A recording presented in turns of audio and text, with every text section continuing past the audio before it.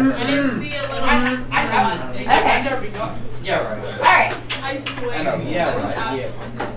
So, Okay, so today we're going to talk about end behavior of functions. So we're looking at what happens at the ends of the function. Alright, and here I wrote notes instead of name, I don't know why. Alright, so an end behavior is a way to describe what your function is doing relative to what your x values are doing. And just like the name implies, you're interested in the ends of the graph. So we're going to look at the left end of the graph and see what's going on, and then we're going to go over here on the right end of the graph and see what's going on, and then we're going to describe that symbolically. So we're going to write end behavior this way. As x approaches negative infinity, y approaches what? Alright, so that arrow means the word approaches. As x approaches positive infinity, y approaches what? So what we're going to do is we're going to look at the value of the functions. And the value of the function is really just which value? The value of the function is the y value. That is the value of the function. And we're going to look at that on the far left side of the graph and the far right side of the graph. What is happening at the ends? Therefore, it's called end behavior. Okay. Number one, describe the end behavior for the following graphs. So we're going to look at the left end, and we're going to look at the right end. Left end, right end. So when we're looking at the left end, we would say as x approaches. Well, as we go left, what is the x approaching? Negative infinity. The function is approaching. What is the y value approaching? It's going up, isn't it? And not only is it going up, it's going up forever. So that is positive infinity. wait, what? Yeah, you have a little positive. No, you don't. Can you explain that again? Sure. As x approaches, so what we're looking at, as the x values go left, the x values go left, Oh, what's happening to the y's? The y's are going up to positive infinity. So now let's look at the left side over here. As the x values go left, what's happening to the y values? I mean right, that's right. As the x values go right, what's happening to the y values? They're going up. So as x approaches positive infinity, the function also approaches positive infinity. Now, are the y's going up on both sides? Yes. So that's why we have positive infinity for both ends, don't we? What would happen if I took this exact graph and reflected it over the x-axis? It would be What would it would be opposite. So the function would be approaching negative infinity. All right. Now the second graph is a pretty cool graph. You haven't learned about it just yet, but we will actually. We'll do some of it when we do transformations later on this unit. This is an inverse function. There we go. And do you see how I drew in some imaginary lines that weren't really there? But do you see how this function is getting closer and closer and closer to that line? But they never touch it. But they never touch it. And closer and closer and closer to this line over here, and that line over there, and that line over there. Okay, so these lines have a special name. Who knows it? Asymptote. Very good. These are called asymptotes. So an asymptote is a line that your function is going to approach but never cross at the ends. Now, your junior year course, you're going to study some rational functions that you'll have multiple asymptotes, and they may cross them in the middle, but they're not going to cross a horizontal asymptote at the ends. And so since we're talking about end behavior, that's what we care about here. So as we look at this left end of the graph, as this function approaches negative infinity, as x approaches negative infinity, what's happening to the function or the y value? What is the y getting closer and closer and closer and closer to? An asymptote. What is the y value on that asymptote? 1. So the y's are approaching 1. Yes, ma'am. Shouldn't the infinity sign be negative? That one should be negative. Thank you. Could have something. Good catch.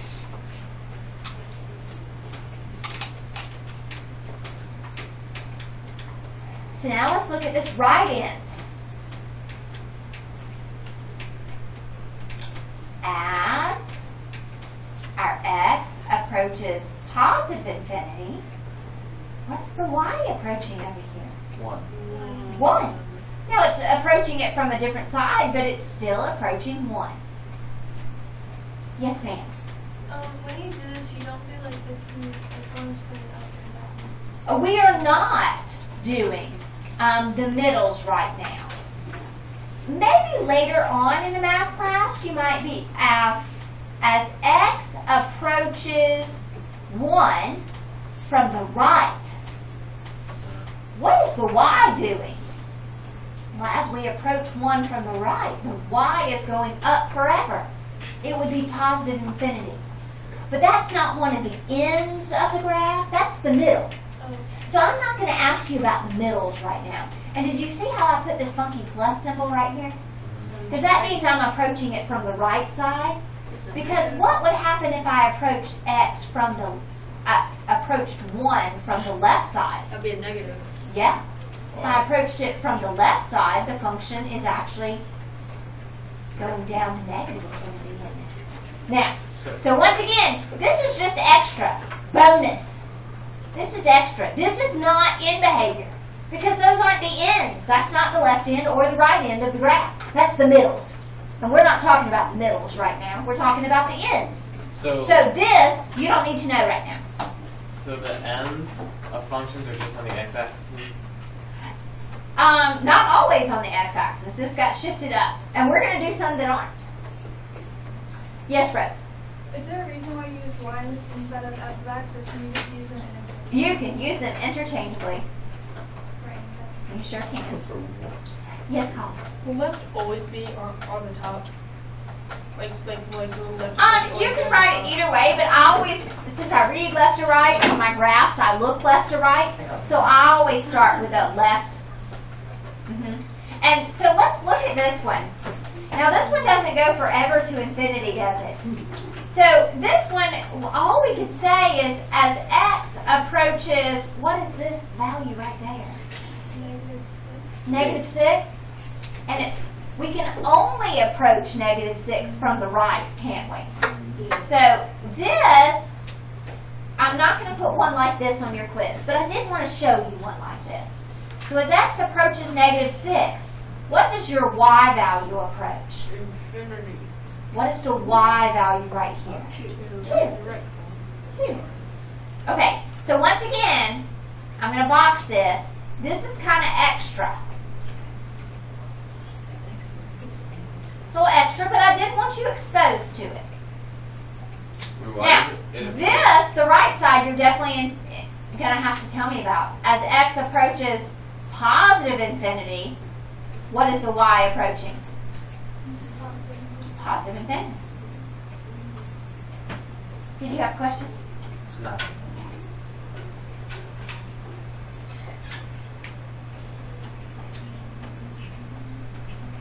Okay, you try number 4.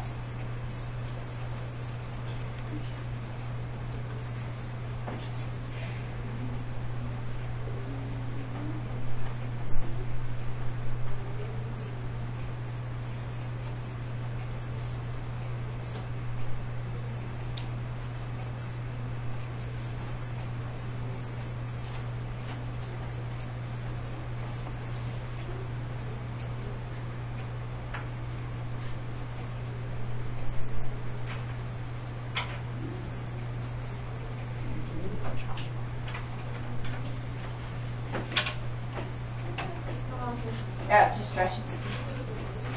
I thought you were cheering because you got it right. Got the answer. I said the answer. Yes, Ian, say the answer. As x Approaches negative infinity, y approaches positive infinity. Yes. Okay? As x approaches infinity, y approaches negative infinity. Very good. Okay, so do we understand end behavior? We're only looking at the ends. We only care about the left end and the right end of the graph. Later on, we might investigate what's happening in the middles, but not right now. So it's Okay. kind of like domain range unless. Yeah. With the negatives and positive infinity. Okay, now, I want you to think, pair, share on the back. Look at graph 1, look at graph 2. Talk to the partner you're sitting with or people around you. See if you can come up with some similarities and differences on graph number 1 and graph number 2 here.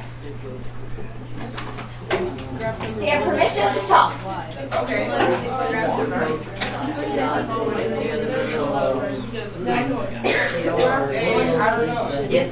Doesn't include, bro. Y equals f of x. Look,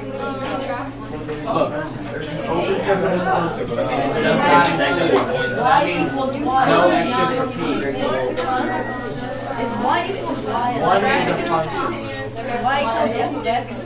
One is a Be up function. there. Because on graph 1, you have to look It would be 1 and Look, there would there's be an open circle. infinite. There's an open circle. It does not include that point, therefore they do not repeat. It is a closed circle. Never write y. You write y equals f. So y represents the function f. We find the function f with respect to Y equals f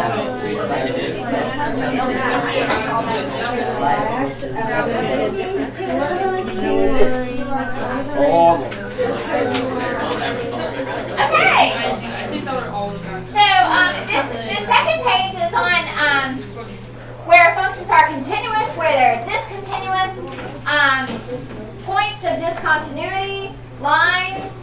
If we have where finding where the function is continuous versus discontinuous. All right, so let's take a look at this. So it's consider the graph of f of x equals x cubed minus 6x squared minus x plus 30. And it's nicely graphed for you right here.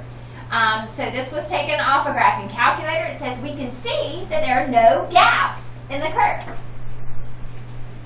Any value of x will give us a corresponding value of y. We can continue the graph in the negative and positive directions. So if it weren't on a graphing calculator, if we were actually graphing this, we would put arrows at the ends because it does continue. And we would never need to take our paper off the pencil if we were drawing this. What? Technically, We would need to take our paper That would off the work. pencil, or, more appropriately, the pencil off the paper. I'm not sure how you write. I didn't know if you moved your paper around or if you moved the pencil around. I think I'm ready for today to be over. Me Alright, so when we can draw the function without taking our pencil off the paper, which makes more sense, it can be considered a continuous function. Alright, so now it says let's consider this function, 1 over x minus 1. So we have another inverse function. So you guys see they've already drawn in that asymptote for us. We note that the curve is not continuous. So what would we call it? Discontinuous. It is not continuous. So we have a discontinuity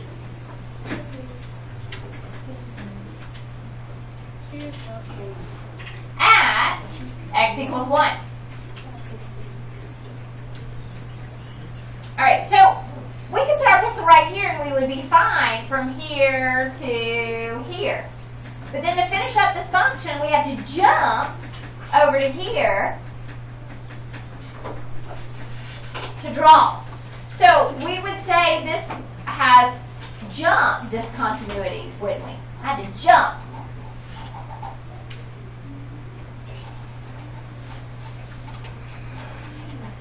And that jump discontinuity occurs at x equals 1. But it does have intervals over which it is continuous. There are some continuous intervals, aren't there? How so? Let's look at it.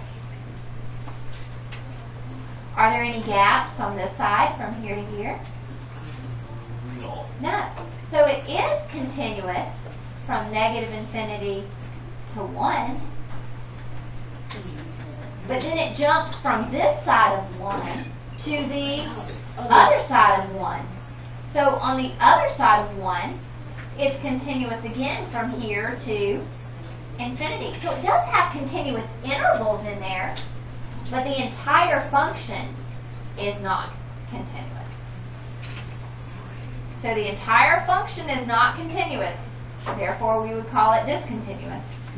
It has discontinuity at x equals 1. And that discontinuity was jump. We have to jump right over that line. Right over the asymptote to get to the other side. But it does have some continuous intervals.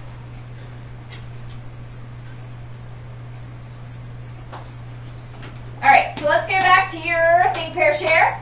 What do you think about this one? This one is discontinuous, isn't it? Yes. This one is continuous. That's it. Okay? This one has jump, discontinuity. And that jump discontinuity occurs at x equals what? Y. Or X equals C. C. But if I put arrows at the end, could I describe a continuous interval? It's continuous from negative infinity to C, but it's open circle here, so does it include? No. And then it's continuous again from C to infinity. So we do have some continuous intervals here, and we can tell that the discontinuity occurred at C, because that's what's breaking up from the negative infinity to positive infinity, isn't it? Yes, sir. I think, like, how does that work, like, jump discontinuity? Because it looks like that the line that has the closed circle contains C. So you, but the other one just goes all the way up to C, Okay. but it doesn't contain C. So you just kind of keep going. All right, the reason we call it jump is if I tried to draw this with my pencil, I would go from here to here, Okay, I'm reading it. and then I had to lift my pencil, and it would jump to here, We can draw very, very and then it would go. Okay? so low that nobody can see it. Now, we do also have something called point discontinuity. And with point discontinuity, we might have like a line that is just missing a point.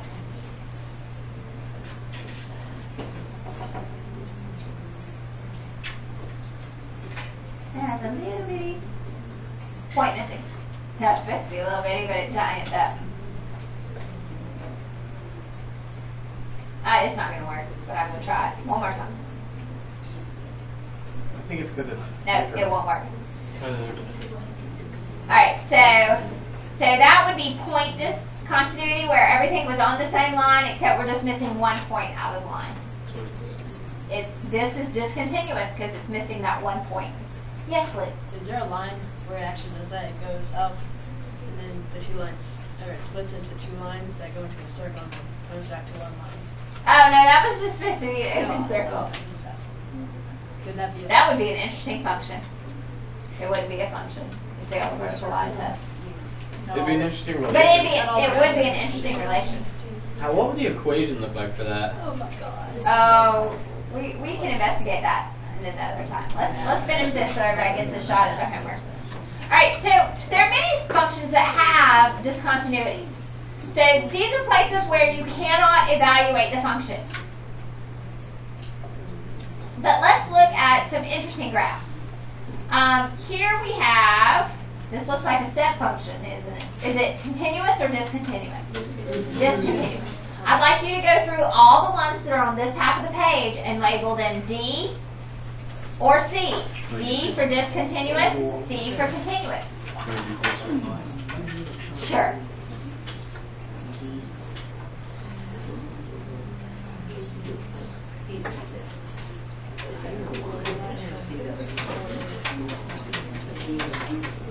But all the lines are. The very last one.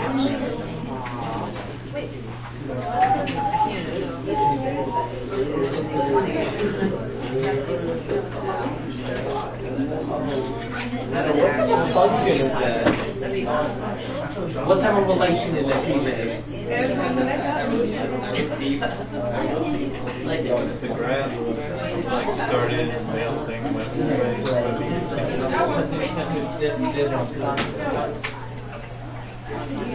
No, that's not. That's discontinuous. Because there's no missing Other nights you don't. Yeah. Not allowed to sleep. Alright, what did you think about this one? Continuous or discontinuous? Continuous. Continuous or dis? Dis. Discontinuous. Continuous or dis? Dis. Continuous? Continuous. Continuous. Dis. Dis. Dis. Dis. Dis. Continuous. You may not have even been able to see that one. I don't know. Oh, I saw and then, oh, hold on. You got Yeah, I can see that This one. one's continuous and this is too. Now, this one does not look like a function, does it? It looks like it fails a vertical line test, but what they've done is they've graphed this function on a different plane. No garbage. It's not on the coordinate plane, it's on a polar plane. And so it is a function, but it's just graphed on a different plane, so we can't use a vertical line test on this. What would it Okay. look like on a coordinate plane? On a coordinate plane, it looks like this. Yeah. Okay? Alright, so let's investigate some of these. Alright, we said discontinuous. It is discontinuous where? At C. x equals C. c. So we would have continuous intervals. And let's say instead of c, let's make up a number. See, my son is 9. What grade is he in? He's in 3rd grade. Okay, so it's discontinuous at x equals 9. Now, if I put arrows at the ends, we would have some really nice continuous intervals, though, wouldn't we? Yeah. It's continuous from -infinity to 9, union with 9 to infinity. And we can tell that something happened at 9, can't we? Yes. Because it's not including the 9. That tells me that's where the point, this is actually a point discontinuity, where the point of discontinuity occurred. Okay? This is continuous, so if I ask for the continuous interval, it's everything. Alright? This was discontinuous. Let's rename this one. Alright. My dog is 2. Alright? So, if we said that is 2, and we were writing where it is discontinuous and it has jump discontinuity, right? Versus this one has point discontinuity. This one has jump discontinuity that occurred at x equals 2. But we do have some continuous intervals. My continuous intervals would be from -infinity to 2, union with from 2 to infinity. So you may be asking yourself, is this always what's going to happen? No. No, they don't always jump like that. We could have a graph that looks like this.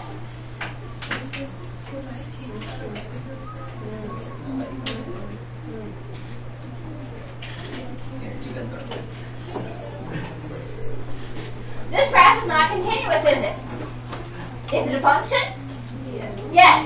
So this one is discontinuous, and it has a whole interval of discontinuity. If we describe where it is continuous, this one's discontinuous from 1 to 3. It's continuous from -infinity to 1, and continuous from 3 to infinity. Do you see how I included the one here, Yes. but didn't there? Include the one Because there. these are different intervals, isn't it? This is a continuous interval versus this is where it is discontinuous. Okay, so it's continuous from -infinity to 1, union with from 3 to infinity. All right. That is all we have to do for today. So there is some directions on your homework.